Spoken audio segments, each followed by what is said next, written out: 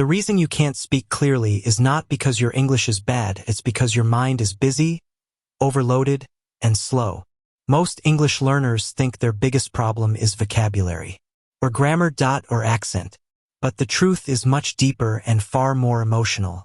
You can understand English. You can read English. You can even think in English sometimes. But when you speak, your ideas freeze. Your words collide. Your mouth stops. And your brain becomes a battlefield of confusion and hesitation. Why? Because speaking clearly begins long before your mouth opens. It begins in the mind. If your thinking is slow, your speaking will be slow. If your thoughts are messy, your words will be messy. If your mind is afraid, your voice will shake. Speaking clearly is not only a language skill. It is a mindset skill, a focus skill, a confidence skill, and a mental clarity skill. In this story guide, you will follow a student who learns how to think faster and speak clearer, not by memorizing thousands of words, but by mastering the internal world inside his mind. You will learn how to calm your inner noise, organize your thoughts instantly, speak without freezing, choose the right words quickly, turn fear into confidence, build a brain that responds, not panics, transform English from a subject into a tool for expression. This is not a textbook. This is a mind upgrade. Welcome to the journey where you don't just learn English. You become a faster thinker and a clearer speaker in life. Chapter 1. The fog inside your mind. He always believed his English was the problem. Every time he opened his mouth to speak, words tangled like vines and refused to come out clean. Sometimes he understood everything people said, sometimes even better than his friends. But when it was his turn to reply, something inside him blocked the path. It wasn't grammar. It wasn't vocabulary. It wasn't intelligence. It was something invisible, something deeper, almost like a fog inside his mind. This fog didn't appear suddenly. It had been there for years without him noticing. It started with small doubts, like tiny drops of water accumulating on a cold mirror. What if I say it wrong? What if people judge me? What if they think I'm stupid?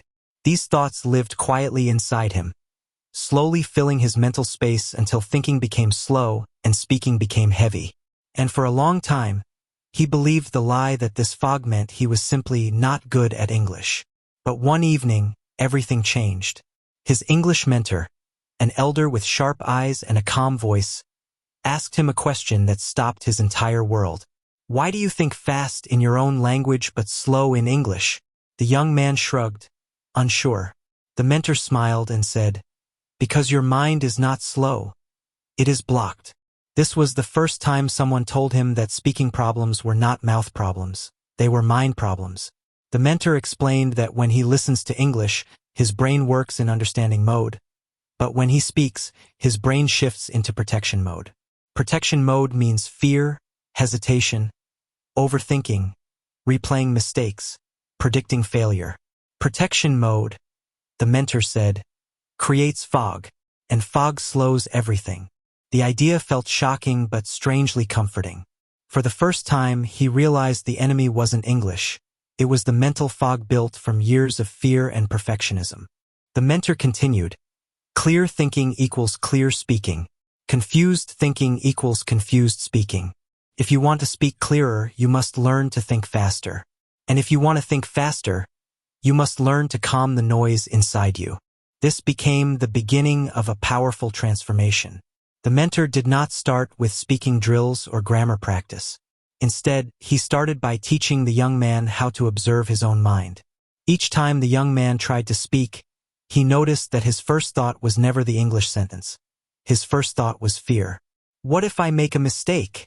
Became the default reaction. That fear slowed his brain's processing and created more fog. The mentor taught him to pause, breathe, and tell himself, I am not here to be perfect. I am here to express. This single shift, focusing on expression instead of perfection, began clearing the fog little by little. The mentor introduced a new rule. Think in ideas, not in sentences. Every time the young man tried to speak, he wasted energy trying to build a perfect English sentence in his mind before opening his mouth. That was the biggest mistake. The mentor said, Sentences are slow. Ideas are fast. If you think in ideas first, English will flow naturally. So he practiced turning ideas into simple English statements, focusing on clarity, not beauty. The result was surprising. When he stopped trying to speak perfect English, he started speaking clearer and faster. This was the first breakthrough, and it felt like someone opened a window inside a dark room. Another important lesson came one afternoon when the mentor asked him to describe his room. He tried to think of the perfect sentence again, and the mentor stopped him. Don't prepare. Don't plan. Let the words come. Trust yourself. He took a breath, relaxed his shoulders, and just spoke. The English was simple, maybe not perfect, but it was clear. For the first time, his words felt light, like they flowed without force. The mentor smiled and said, "This is your natural speed. This is your true mind when the fog is gone." From that day forward, the young man discovered a truth that would change everything. Your English fluency is not determined by the number of words you know, but by the amount of mental noise you remove. Whenever his mind was calm, he spoke beautifully. Whenever he was stressed, he stumbled, even with easy words. This made him realize that English was not a language problem but a psychological battle. He had to clean his mental space, clear the fog, reduce the noise, and trust his inner voice. As days passed, he became more aware of his thinking patterns. He noticed how judgment slowed him down, how perfectionism froze his tongue, how overthinking blocked natural flow. He learned to simplify, to breathe, to speak from presence rather than fear. The mentor taught him a powerful phrase: slow mind, slow mouth, clear mind, clear voice. He repeated it like a mantra every morning. Slowly, his mind sharpened. Slowly, the fog lifted. Slowly, clarity grew. The mentor finally said something that marked the end of chapter 1 of his transformation. You don't need to learn to speak fast. You need to learn to think clean. When your mind becomes clear, your English becomes unstoppable. And in that moment, he realized something profound. The journey to speaking clearer had nothing to do with speaking. It began with the mind. Chapter 2. The silent panic beneath your thoughts. He never realized how loud his mind truly was until he tried to speak. On the outside, he looked calm, listening to people talk in English, nodding, understanding almost every sentence. But on the inside, a storm lived beneath the surface, silent, invisible, and powerful. It wasn't panic in the dramatic sense. It was a quiet panic, a hidden tension, a tightness in the chest that whispered, "Don't mess this up." It was the kind of pressure people carried without ever noticing, like a weight that grows heavier over time. And every time he needed to speak English, this silent panic awakened, tightening around his thoughts like a fist. The mentor could see it even when the young man couldn't. One morning, during their session, the mentor asked him a simple question: "What did you have for breakfast?" It was the easiest question possible, something a child could answer. Yet the young man froze for a moment. His English wasn't the issue. He knew the words. But something deeper inside him tightened. The fear of sounding wrong, the fear of looking weak, the fear of being judged. The mentor pointed at his chest and said, "That feeling you have right now, that is your real enemy, not English." The young man felt exposed. How did the mentor see what even he couldn't see? The mentor explained, "This panic is not loud. It doesn't scream. It whispers, creates pressure in the background, and pressure slows thinking. When thinking slows, speaking becomes difficult." The young man looked away, ashamed. "But why do I feel this way?" The mentor replied gently, "Because you learned English in the wrong emotional environment." The words hit him like a wave. He remembered school, sitting in classrooms where teachers corrected him harshly. He remembered classmates laughing when he mispronounced words. He remembered parents saying, "Don't make mistakes," instead of "keep trying." Slowly, he understood. English was never just a language for him. It was connected to embarrassment, fear, and judgment. Every time he spoke English, his brain tried to protect him from those old wounds. And protection always creates panic. The mentor continued, "Your brain is not afraid of English. Your brain is afraid of humiliation." It was the truth. a truth he never dared to admit. This silent panic wasn't new. It was the ghost of past experiences. It followed him into every conversation, every sentence, every attempt to speak. It wasn't about grammar. It was about memory. It wasn't about vocabulary. It was about emotional scars. The mentor gave him a new task: speak with mistakes on purpose. The young man was shocked. That doesn't make sense. It makes perfect sense, the mentor said. You must break the fear, not the language. And so the training began. The mentor asked him to answer questions incorrectly, to mix tenses intentionally, to use the wrong prepositions confidently. First, it felt ridiculous. His brain screamed, "Stop! This is wrong." But slowly, something unexpected happened. The panic softened. When he allowed himself to be imperfect, the pressure reduced. When the pressure reduced, thinking became faster. When thinking became faster, words came easier. Mistakes were no longer monsters. They became tools. He realized that the panic inside him was built from years of punishment for small errors. But now, he was learning something powerful. Speaking clearly does not require perfection. It requires freedom. Freedom from judgment. Freedom from fear. Freedom from the illusion that everyone is watching. The mentor taught him another rule. Your brain speeds up when you remove the threat. Humans speak fastest in comfortable environments, in their native language, with friends, without fear. But his English-speaking environment was filled with imaginary threats. Every moment felt like a test. Every sentence carried pressure. This silent panic was slowing his entire system. The mentor gave him a powerful exercise. Before speaking, take one deep breath and tell yourself, "I am safe. I am allowed to be imperfect." He practiced it for days. Every time he inhaled, he felt his mind slow down. Every time he exhaled, he felt the panic loosen its grip. The fog from chapter 1 was clearing, but now he realized the fog was created by this silent panic all along. Then came an even deeper lesson. Overthinking is panic disguised as logic. The mentor explained, when you think too much before speaking, you believe you are being careful, but in reality you are afraid, and fear slows the brain. This hit him hard. He thought preparing sentences in his head was smart. It wasn't. It was self-protection. It was fear pretending to be intelligence. The mentor continued, fast thinkers do not prepare sentences. They trust themselves. The young man had never trusted himself in English. He always believed he was wrong before he even spoke. That belief created panic. That panic created delay. That delay created silence. And that silence created shame. It was a cycle, one that had controlled him for years. Now, for the first time, he saw the full truth.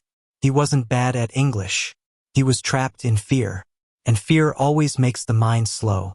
In the final lesson of chapter 2, the mentor placed his hand on the young man's shoulder and said, "You cannot speak clearer until you stop fighting yourself. Remove the panic, and your true speed will appear." The young man felt a shift inside him. Not a big explosion, but a small crack in the wall he had built. A crack where light could enter. A crack that told him, maybe I am not broken. Maybe I am not slow. Maybe I just need to heal. And for the first time, he believed it. Chapter 3. Rewiring your mind for speed and clarity. The next morning, he arrived earlier than usual. For the first time, he wasn't coming to learn English. He was coming to understand his mind. He now knew the fog wasn't a language problem. He knew the silent panic was slowing his thoughts. But one question remained inside him like a burning spark. How do I change my brain itself? How do I think faster? How do I speak clearer? The mentor welcomed him with a calm smile, as if he had been waiting for this moment. Today, the mentor said, you will learn how to rewire your mind. The young man looked confused. Rewire? Yes, the mentor said. Your brain is a system. Systems can change. You don't improve by learning more. You improve by restructuring your mind. They walked to a quiet garden behind the mentor's house, where the morning sunlight fell gently through the trees. Before we begin, the mentor said, Tell me what happens inside you when someone suddenly asks you a question in English. The young man took a deep breath and answered honestly. I freeze. My brain tries to find the perfect sentence. I think too much. And then, everything slows. The mentor nodded. Exactly. Your brain is using the wrong pathway. What do you mean? The young man asked. The mentor explained, there are two mental systems, the slow system and the fast system. Slow system is analytical, it cares about perfection, grammar, rules, mistakes. Fast system is instinctive, it cares about expression, clarity, and meaning. You're trying to speak English using the slow system. That is why you freeze. This explanation hit him with the force of truth. He had always tried to speak correctly, not speak naturally. He realized that when he spoke his native language, he didn't think about grammar or sentence structure, he just spoke. But when speaking English, his brain switched into academic mode, the same mode he used during exams. Exams require perfection. Real conversations do not. The mentor continued, the goal now is to switch your brain from the slow system to the fast system. How? He asked eagerly. The mentor smiled. By rewiring your habits. Your mind responds to patterns. If you build new patterns, your brain will transform. You will think faster because your brain will stop wasting energy on fear and structure. He felt as if the entire universe was opening for him. For the first time, he understood that fluency was not about memory, but about mental pathways. The mentor began the first exercise. 1. Speak before you are ready. The young man frowned. But won't I make more mistakes? That is the point, the mentor said. When you speak before you are ready, your brain has no time to activate the slow system. It must use the fast system. The mentor asked him random questions rapidly. The young man didn't have time to think. He forced himself to answer instantly. His heart raced, but something surprising happened. His answers flowed faster than usual. They weren't perfect, but they were clear and natural. The mentor nodded proudly. This is your true speed. You have been slow because you were too careful. Next came the second exercise. 2. Describe your thoughts as they appear without filtering. The mentor told him, look at that tree.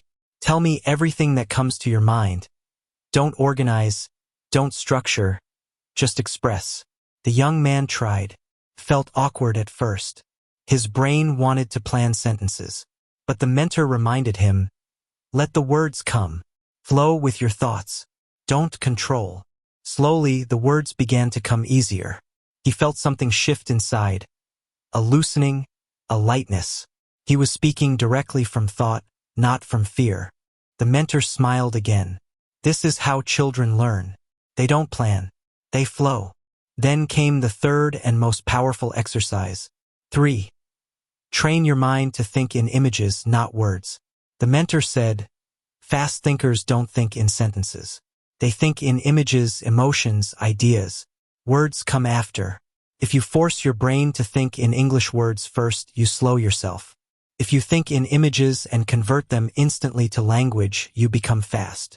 The technique was strange but magical. When he looked at a cup, instead of thinking, this is a cup. It is brown. I use it to drink. He imagined the shape, the warmth, the experience, and let the English appear automatically. At first, it felt clumsy. But after a few minutes, the words began to come quicker, smoother. He wasn't translating, he was expressing. The mentor said softly, this is mental rewiring. You are building the neural path of fast expression. As the session went on, he began noticing something. The fog that once covered his thinking was thinning, and the panic from chapter 2 was weakening. He realized something profound. Thinking faster wasn't about doing more. It was about removing the blocks inside him. Removing fear. Removing judgment. Removing perfection. The mentor explained, clarity is natural. It's fear that complicates your mind. And a complicated mind can never speak clearly. Next, the mentor taught him about the speed loop, a cycle that determines how quickly someone speaks. Clear emotions equals faster thinking.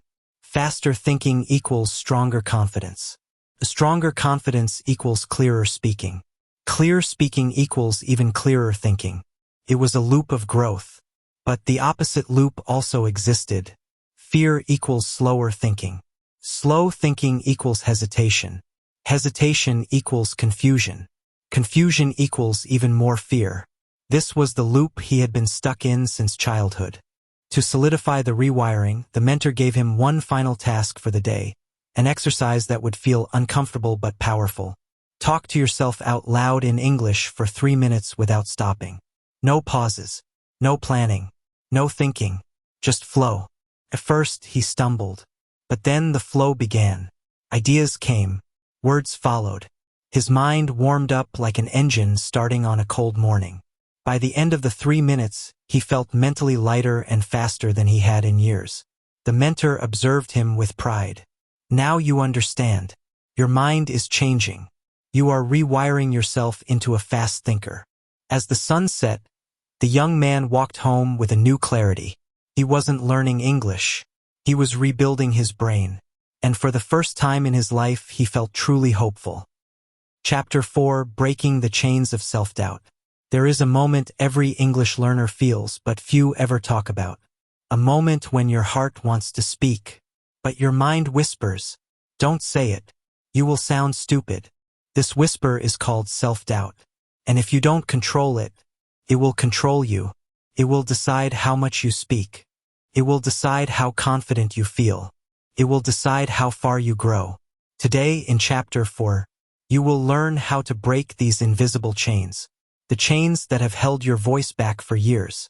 This chapter is not just about English. It is about your identity, your courage, your inner strength, and the voice you have been hiding. Sit comfortably. Breathe slowly. Let's begin. 1. The first enemy. The voice inside your head. English learners have two voices. Voice 1, the true voice. This voice wants to speak. It wants to learn. It wants to grow. It wants to express feelings, ideas, dreams. It is the voice of your future. Voice 2, the doubt voice. This voice says, "Your accent is bad. They will laugh. You speak too slowly. You will make mistakes. Your English is not good enough." This voice is the thief of confidence, the killer of dreams, the enemy of growth. Every time this voice controls you, your world becomes smaller. But here's the truth. This voice is not real. It is an echo from the past. From teachers who embarrassed you, comments that hurt you, mistakes that scared you, and fears you never processed. It's time to break that echo. 2. The moment everything goes wrong. Think about the moments you feel scared to speak English. When someone suddenly asks you a question. When you are in a group discussion. When you meet someone new. When you need to speak quickly. When everyone is looking at you. In these moments, something happens in your brain. Your mind becomes loud, and your voice becomes quiet. You hear thoughts like, "You will forget a word. You will freeze. What if they don't understand you? What if you embarrass yourself?" These thoughts create fear. Fear creates tension. Tension blocks your memory. Your mind freezes. And then, the silence comes. Not because your English is bad. Not because you have no ideas, but because self-doubt wrapped chains around your confidence and pulled it down. But these chains can be broken. 3. The truth they never told you. Here is something no teacher ever told you. Fluent people make mistakes every single day. Native speakers forget words. YouTubers restart sentences. Teachers repeat themselves. Public speakers say things wrong. But they don't stop. They don't panic. They don't punish themselves, because they understand the secret. Confidence is not speaking perfectly. Confidence is speaking even when you are not perfect. Your English does not have to be perfect for your voice to matter. Let this sink in. For the chain of past failure. Do you know why self-doubt stays with you for years? Because your brain remembers emotional pain, especially pain from childhood or teenage years. Maybe you were corrected loudly by a teacher, laughed at by classmates, told you were bad at English, compared to someone better, embarrassed in front of others. These memories become chains. They stay inside your nervous system. So today, let's break them. Close your eyes for a moment. Remember the earliest painful English memory. Not to hurt yourself, but to release it. Whisper to yourself, that moment is over, but I am still here, and I am learning again. Just like that, you take the first step to freedom. 5. The Confidence Rebuild Method, 3 steps. This is the simplest and most effective tool to break self-doubt. Step 1. Slow the fear. When your mind says, you will sound stupid, don't argue. Just pause, take a slow breath, and say, this is fear. Fear is not truth. Fear loses its power when you look at it directly. Step 2. Speak one small sentence. Not a long idea, not a perfect answer. Just one small sentence like, I think, for me, in my opinion, I feel. This tiny action tells your brain, I am safe, I can speak. The chains begin to break. Step 3. Celebrate the act, not the grammar. Don't wait until you speak perfectly. Celebrate every moment you spoke despite fear. Why? Because your brain grows through repetition plus reward. Every time you celebrate, your brain says, speaking English is safe. I can do this. Let's continue. This is how confidence is rebuilt. One small victory at a time. 6. The future version of you. Imagine yourself 6 months from now, speaking without panic, expressing yourself clearly, having real conversations, sharing opinions confidently, feeling proud, not scared, enjoying English like a friend. This version of you is not a dream. This version exists. It is sleeping inside you. Self-doubt is the lock. Courage is the key. And learning is the door. Today, you open that door a little wider. 7. You are not broken. Let me remind you of something important. You do not lack intelligence. You do not lack talent. You do not lack potential. You are not slow. You are not weak. You are not bad at English. You are simply a person who learned to fear their own voice. And now, you are unlearning that fear. This chapter is your turning point. You are walking out of the prison of doubt and walking into the world of possibility. Chapter 5 will teach the power of controlled flow, how to speak smoothly even when you're nervous, and how to turn broken sentences into natural, flowing English. Just tell me when you are ready for Chapter 5. Chapter 5, The Silent War Inside Every English Learner. There comes a point in every learner's journey where the battle is no longer outside. It is not about vocabulary. It is not about grammar. It is not about pronunciation. It is about the war inside you, a silent, personal war between the version of you that wants to grow and the version that wants to stay safe. Chapter 5 begins in the quiet places, the lonely hours, the private moments no one sees, the sacrifices you make when the world is sleeping. This is where real English mastery is born, not in classrooms, not in group discussions, but in the hidden, private corners of your life, where you choose to practice, even when you're tired, even when you're scared, even when you feel completely alone. 1. The loneliness of the serious learner. People think learning English is exciting, but they don't understand that mastery is often lonely. When your friends relax, you listen to English podcasts. When your family watches TV, you repeat shadowing sentences. When others scroll social media, you practice pronunciation. You sit there quietly, sometimes late at night, sometimes half asleep, wondering, is all this effort even worth it? You feel the weight of sacrifice. You feel the ache of trying so hard, without seeing fast results. You feel disconnected, like no one sees how much you are giving, how much you are fighting. But here's the truth. Only passionate learners understand. The lonely hours are where champions are built. Great speakers are not made in public. They are made in silence. Every sentence you repeat, every mistake you correct, every moment you push yourself, these become your unseen victories. 2. The obsession that makes you unstoppable. There is a turning point in every learner's life, where English stops being a subject and becomes a mission. It becomes something deeper, something personal. You want to speak confidently. You want to express yourself clearly. You want to understand the world. You want people to listen to your ideas. You want new opportunities. You want to become someone bigger than your fear, bigger than your past, bigger than your limitations. This desire becomes obsession. But obsession is not a bad thing. It is the fire that burns inside you. When motivation disappears, it is the energy that wakes you up. When you want to sleep, it is the force that pushes you toward improvement. Even on bad days, some nights, you practice shadowing until your voice cracks. Some mornings, you repeat the same sentence 30 times. Some days, you watch the same story twice, once slowly, once at full speed, just to understand more. This obsession is not madness. It is transformation. 3. The pain of not being understood. There is no pain like the pain of wanting to say something, but not having the words. You try to explain a feeling, but your vocabulary collapses. You try to tell a story, but your grammar falls apart. You try to speak quickly, but your mind freezes. People misunderstand you. They interrupt. They finish your sentences. They guess your meaning. They look confused. And you feel small, even though you are not small.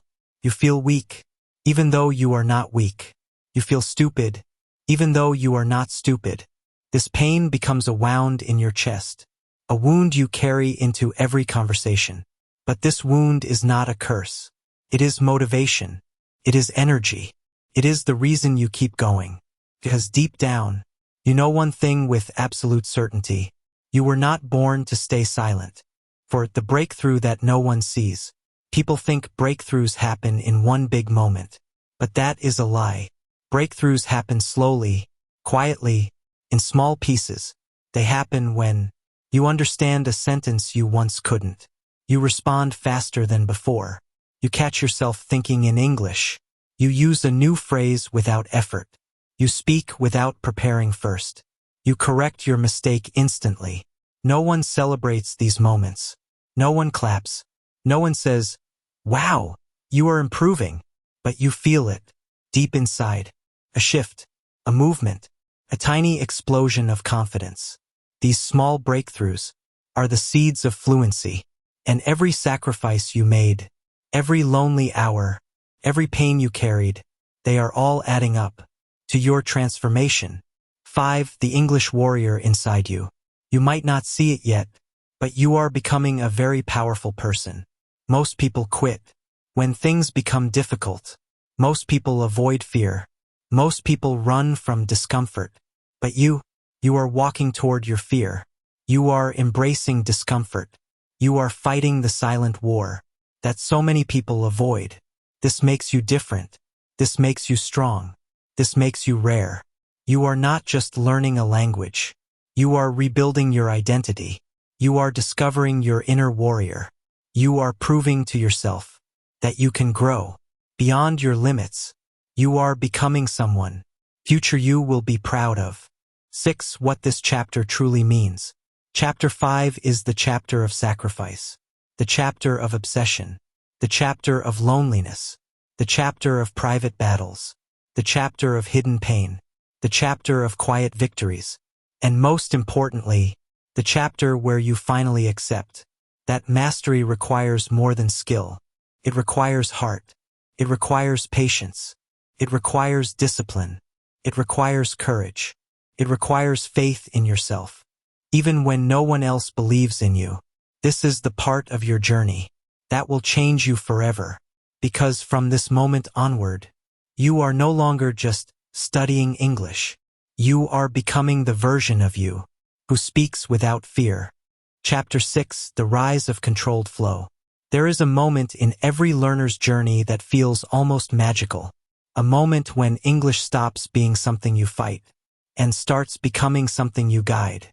A moment when your words begin to connect, your thoughts begin to move faster, and your voice begins to sound like someone who finally trusts their own ability. This chapter is that moment. Chapter 6 is about controlled flow, the stage where your brain, mouth, thoughts, and confidence start working together instead of fighting each other. It is not full fluency yet, but it is the beginning of fluency. It is the first real breakthrough that changes everything. Before this chapter, you were learning words, fixing mistakes, building courage, and fighting self-doubt. But now something new begins. You start to think in English more naturally. You start to respond without freezing. You start to trust your intuition. You start to feel the language, not just study it. This is the chapter where the pieces begin to click. 1. When your mind stops fighting itself. Before reaching controlled flow, your mind feels divided into two parts. Part A, the thinker. This part tries to choose the perfect word, the perfect grammar, the perfect structure. Part B, the speaker.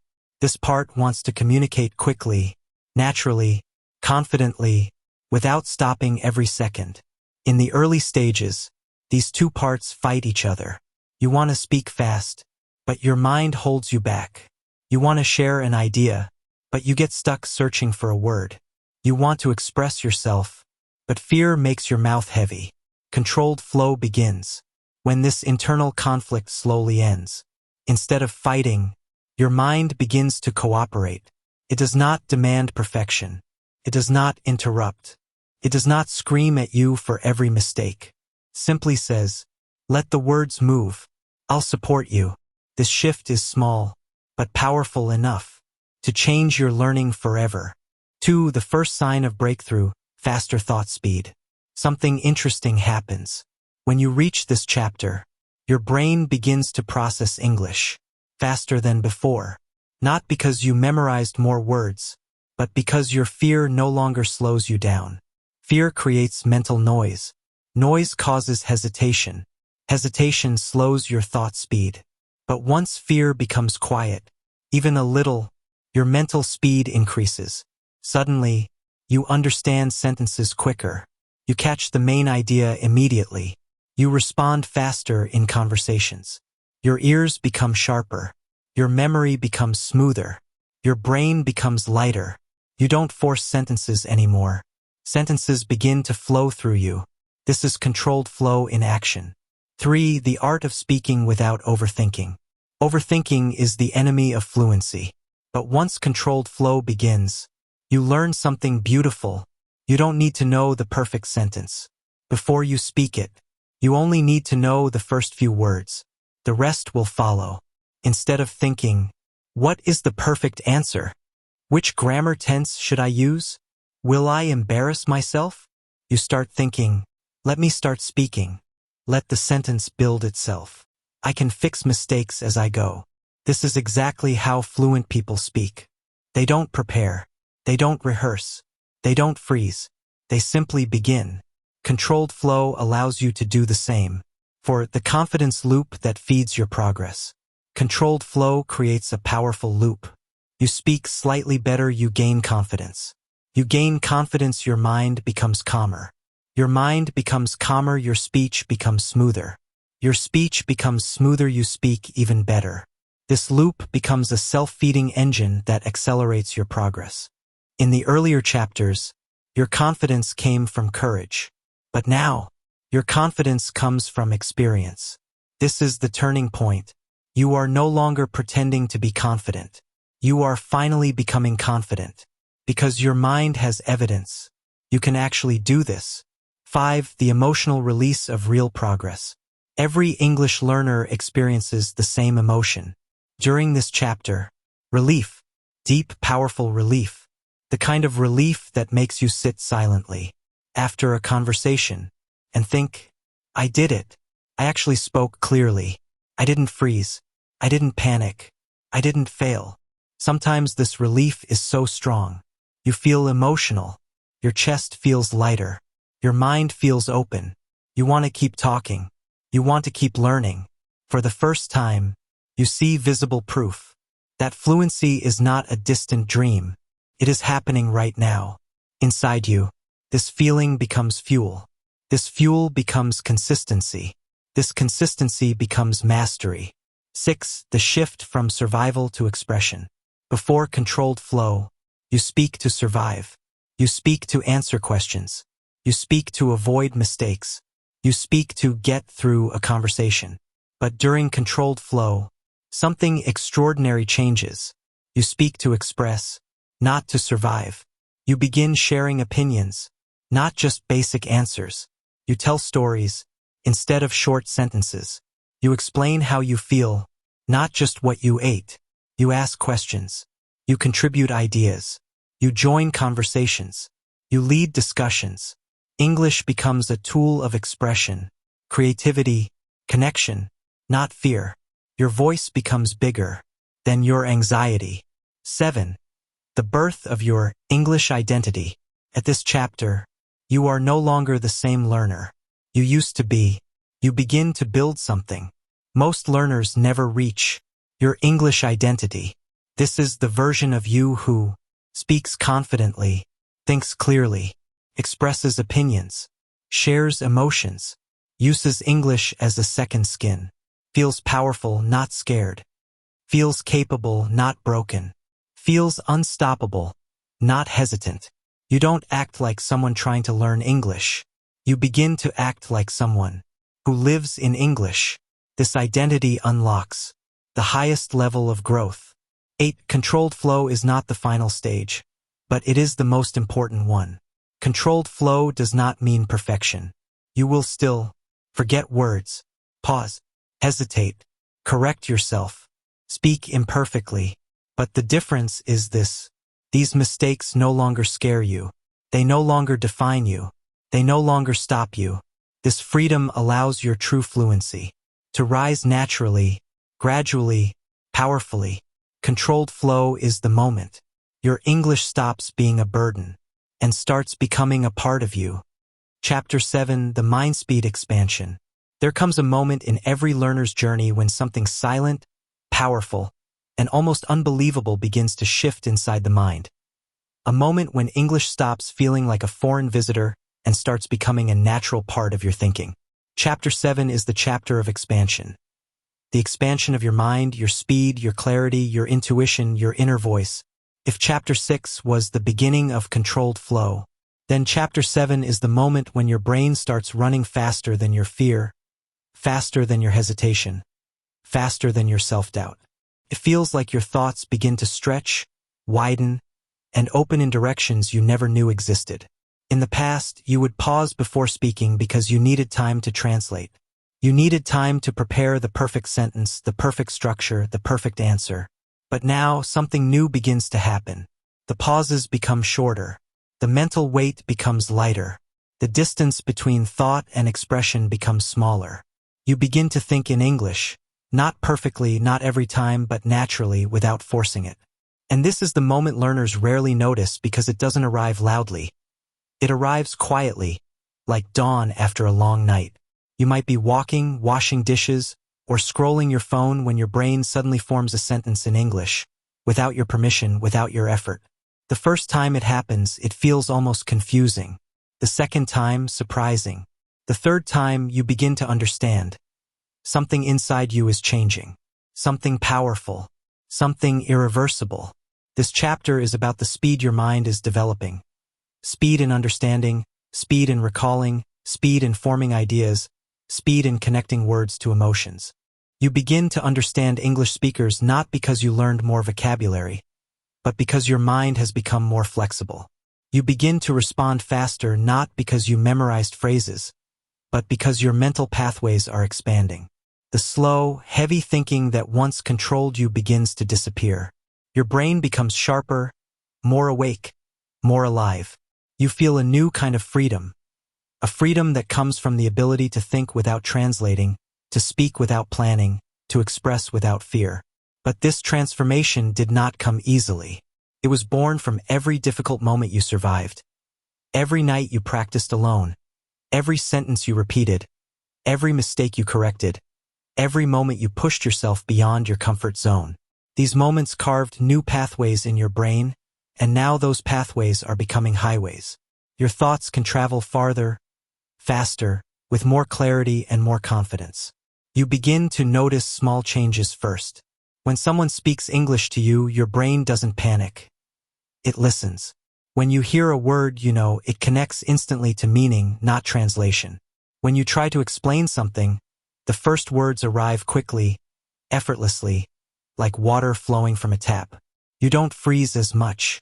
You don't hesitate as long. You don't punish yourself for small mistakes. And because your brain is calmer, your speed increases. And because your speed increases, your confidence grows. And because your confidence grows, your mind becomes even calmer. This cycle builds momentum inside you. Momentum that pushes you toward a new level of fluency. But this chapter is not just mental. It is emotional. You begin to feel proud of yourself in ways you never did before. Not proud because you are perfect, but proud because you are improving in ways the old you never believed possible. You feel something rise inside your chest whenever you speak clearly, whenever you understand something instantly, whenever you handle a conversation that once terrified you. This feeling is not just confidence, it is identity. The identity of someone who is finally becoming fluent. The identity of someone whose brain is waking up. The identity of someone who was once afraid to speak but is now stepping into their voice with power. You also begin to experience something even deeper. The moment when your English personality becomes stronger. You notice yourself speaking differently. More honest, more expressive, more direct. English allows you to access parts of yourself that your native language sometimes hides. You say things you never said before. You ask questions you once avoided. You express emotions you used to bury. You find courage in the rhythm of your words, rhythm in the flow of your sentences, flow in the structure of your thoughts. This is the beauty of Mindset English. It does not just teach you a language. It teaches you to become a braver version of yourself. But the real breakthrough of Chapter 7 is this: you begin to trust your mind. You begin to trust that your brain knows more than you think. You begin to trust that your intuition is developing. You begin to trust that mistakes do not break your flow. They feed it, they strengthen it, they guide it. You start speaking even when you are not ready. You start expressing even when you don't have the perfect word. You start thinking faster than your fear can catch you. And this is how mastery begins, not from perfection, but from trust. Your mind is expanding, and with it, your future. Because when you learn to think faster, you learn to live bigger. When you learn to speak clearer, you learn to stand taller. When you learn to trust your voice, you learn to trust your life. You are no longer the learner who doubts. You are becoming the learner who rises. Chapter 8: The Mirror of Truth. You don't truly know your English level until you face the mirror, the real mirror, not the one on your wall, but the one inside your mind. The mirror that reflects your habits, your fears, your excuses, your hidden potential, and the truth you always try to avoid. When you stand in front of this inner mirror, you can't run, you can't pretend, and you can't lie. And on the night that changed everything, Aiden finally stood before that mirror. It wasn't planned. It wasn't dramatic. There were no fireworks, no music, no motivational quotes on the wall. Just him, his notebook, and the silence of a room where dreams either survive or collapse. He opened the notebook and saw his own handwriting from months ago. Pages filled with vocabulary, sentences, shadowing notes, and his messy attempts at self-improvement. He flipped through the pages slowly, and each page felt heavier than the last. Not because the words had weight, but because they carried his hopes, his failures, his attempts, his sacrifices, and the secret he kept from everyone. That he was scared he might never become fluent, no matter how hard he tried. It was a fear he never admitted out loud. Not to friends, not to family, not even to himself. But here, flipping through the pages, the fear whispered again. Are you sure you can do this? Are you sure you're improving? Are you sure you're not just wasting time? Aiden closed the notebook and stared into the mental mirror, and for the first time he didn't run from the doubt. He faced it. He whispered to himself, what if the problem is not my English? What if the problem is the way I see myself? That single question opened a door inside him, one that had been locked for years. He realized he had been learning English not as a brave learner, but as someone always hiding from failure. Every mistake felt like a personal attack. Every moment of struggle felt like proof he wasn't good enough. Every time he hesitated while speaking, he felt ashamed, as if the world was judging him. But the truth was harsh and simple. He was the one judging himself. The world wasn't laughing at him. No one cared if he mispronounced a word. No one cared if he took time to find the right sentence. People were too busy with their own lives. The enemy was never other people, it was his own self-doubt. The chain around his progress wasn't English grammar. It wasn't vocabulary. It wasn't accent. It was the belief, I am not good enough. And that belief had shaped everything. How he studied, how little he practiced speaking, how scared he was to take risks, how easily he gave up when things got difficult. The mirror didn't lie. It reflected the truth he needed to see. So Aiden asked himself again, if I believe I'm not good enough, how can I ever become great? The question hit him like lightning, because he already knew the answer. He couldn't. No one can grow from a foundation built on doubt. No one can speak confidently if they practice with fear. No one can think faster when their mind is busy fighting invisible insecurities. So Aiden sat there, breathing slowly, feeling the weight of years of doubt sitting on his chest. Then something unexpected happened. He didn't cry, he didn't break, he didn't collapse. Instead, he felt calm, very calm, because he finally saw the enemy clearly. And when you identify the enemy, you can finally defeat it. He opened the notebook again and turned to a blank page. At the top, he wrote a single sentence. I am becoming fluent. Not I will try. Not I hope. Not maybe one day. But I am becoming fluent. A statement, a declaration, a command to himself. For the first time, he wasn't writing from fear. He was writing from truth. Because even if he wasn't fluent yet, the process was real. The effort was real. The progress was real. The dedication was real. The old version of himself always waited for a sign before believing. But the new version understood something powerful. You don't wait for fluency to believe in yourself. You believe in yourself so fluency can happen. That shift changed everything. Suddenly, Aiden understood why some learners stay stuck for years while others skyrocket. It wasn't talent. It wasn't intelligence. It wasn't even practice hours. It was mindset. It was belief. It was self-permission. Because when you believe you can speak, your brain stops holding back. When you believe mistakes are allowed, you learn faster. When you believe improvement is happening, every practice session becomes fuel. Belief turns struggle into progress. Doubt turns progress into struggle. So he continued writing, I give myself permission to make mistakes. I give myself permission to sound imperfect. I give myself permission to grow slowly. I give myself permission to succeed. And with every sentence, the chains of self-doubt grew weaker. Aiden's breathing became easier. His chest felt lighter. He wasn't becoming fluent one day. He was becoming fluent right now, in this moment, because he finally accepted the truth. Learning English is not about perfection. It's about courage. It's about honesty. It's about facing yourself. He stood up, walked to his real mirror, and looked at his reflection. Not with frustration, not with shame, but with understanding.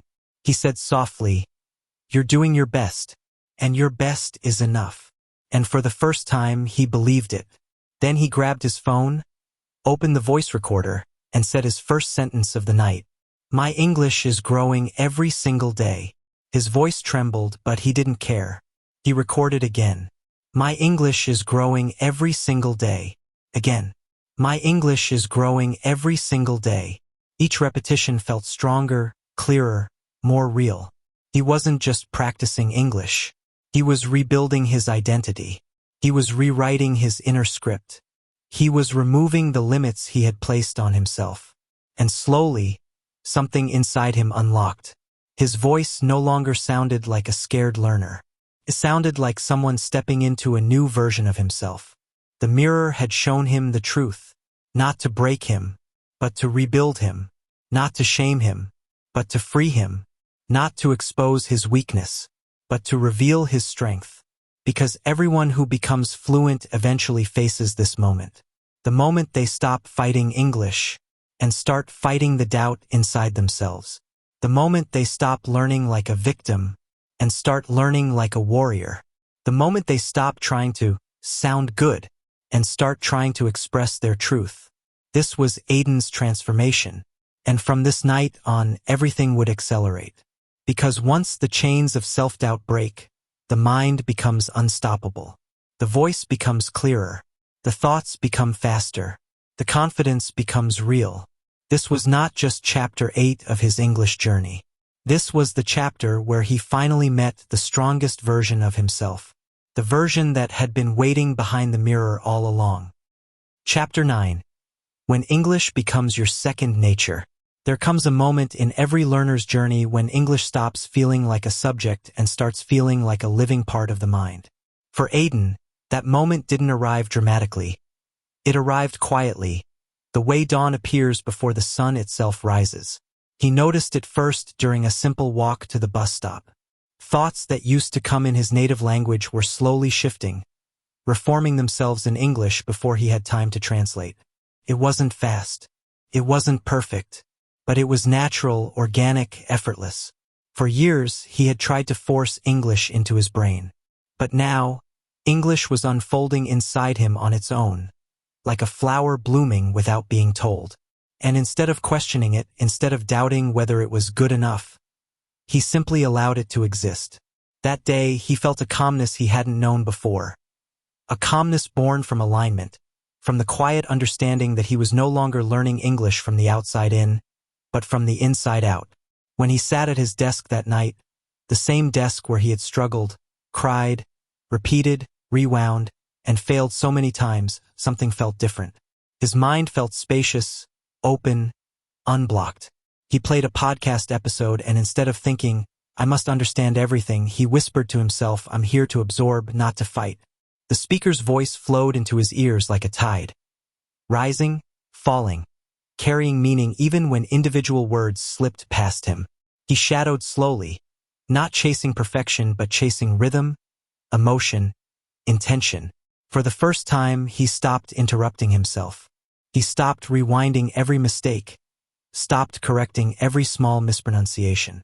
Instead, he trusted his brain the way a dancer trusts music. And he felt something he had never felt before, freedom. Real freedom. The freedom that comes when you stop trying to sound perfect and start trying to sound real. He opened his notebook not to write vocabulary lists or grammar rules, but to write his thoughts, raw, unfiltered, in English. The sentences were imperfect, but alive. They weren't memorized or rehearsed. They were born in the moment. His handwriting shook slightly as he wrote one line that changed everything. I no longer study English. I live in it. When he read those words, something inside him expanded, like a quiet explosion of self-awareness. English was no longer an external challenge. It was becoming a part of his identity, shaping how he observed the world, how he processed emotions, how he spoke to himself in moments of doubt. Aiden realized that fluency didn't come from pressure. It grew from trust.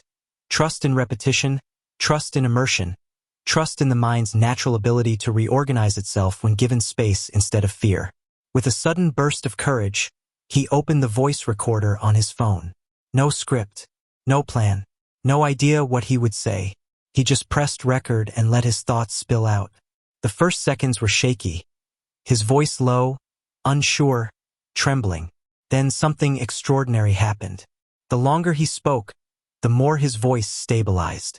Words he once hesitated to use came naturally. Sentences connected. Ideas flowed without collapsing. He wasn't speaking English perfectly, but he was speaking English honestly. And that honesty unlocked a deeper truth. Clarity isn't the absence of mistakes. It is the presence of courage. When he played the recording back, he didn't hear the old version of himself. The version who apologized for every error, who feared judgment, who believed fluency belonged to other people. He heard someone new, someone rising, someone transforming, someone who wasn't waiting to become fluent someday but was slowly becoming fluent now. And as he sat there, listening to his own voice echo softly through his room, Aiden understood something he had been blind to for years. English wasn't a battle. English was a bridge between who he used to be and who he was becoming. Chapter 10. The Final Shift. Becoming the person who speaks clearly. Aiden thought the greatest battles of his English journey were behind him, but the truth revealed itself on a rainy evening when the city felt lonely and the world seemed too quiet. He sat on his bed, staring at the ceiling, thinking of the years he wasted fearing judgment. All the times he stayed silent in conversations. All the moments he wanted to speak but chose to shrink instead. All the opportunities he let slip through his fingers because he didn't trust his own voice. His chest tightened, not with sadness, but with realization. He wasn't just learning English. He was rebuilding himself. And that meant letting go of the old version of him, the version who believed he wasn't enough. He stood in front of his mirror and stared into his own eyes, searching for something he had ignored for too long. The courage to accept the speaker he was becoming. "I'm not afraid anymore," he whispered. His reflection didn't respond, but something inside him did. A quiet shift, a pull toward the future, a recognition that the journey ahead was his alone, and he was finally ready to walk it without apologizing for who he was. The next morning, he walked into a cafe, ordered a drink in English without rehearsing the sentence, and didn't care if he made a small mistake. And when the barista understood him instantly, he felt a spark ignite inside. A spark of belonging, a spark of readiness, a spark of identity. This wasn't a small victory, it was a declaration. He wasn't surviving English anymore. He was expressing himself in it. That night, Aiden opened his laptop and watched an English interview. Fast, natural, unscripted. 2 years ago, he would have panicked. 1 year ago, he would have forced himself to understand every word. But now, he let the conversation wash over him like a warm tide. Understanding wasn't perfect, but it was peaceful. He paused, not because he was confused, but because he felt proud of how far he had come. He took a deep breath and whispered, "I am becoming the person I always wanted to be." And that was the moment everything changed. Because fluency isn't just the ability to speak clearly. Fluency is the ability to be yourself in another language, to express your truth, to hold conversations without shrinking, to show up confidently in the world. And that realization pushed Aiden to do something he had never done before. Record himself speaking for 5 full minutes, non-stop. No breaks, no rewinds, no editing. He spoke about his dreams, his fears, his growth, his journey, his transformation. He stumbled, corrected, laughed, continued, but he never stopped. When he finished and pressed stop, he didn't feel embarrassment. He felt rebirth. He watched the video and didn't see the shy learner anymore. He saw a speaker, communicator, a human being with a voice strong enough to break through years of self-doubt. This was his final shift, not the end of his journey, but the beginning of a new one. And now it's your turn. You are not just reading Aiden's story. You are living your own version of it. You have fears. You have doubts. You have moments where your voice shakes. Moments where your brain freezes. Moments where you think you aren't good enough. But you are. You always have been. Inside you is a speaker waiting to rise. A thinker waiting to sharpen. A communicator waiting to be born. A voice waiting to be heard. And now the question is simple. Will you stay silent? Or will you become the person who thinks faster and speaks clearer? You already know the answer. Your transformation begins now. Take the next step. Keep learning. Keep growing. Keep speaking. Keep moving forward, even when it's uncomfortable. Especially when it's uncomfortable. Because the world doesn't need perfect English. The world needs your voice. And yes, you are ready. If this journey inspired you, if you felt Aiden's transformation inside your own heart, if you want to think faster, speak clearer, and rise higher, subscribe now. Join this journey. Don't walk alone. Your future English-speaking self is waiting.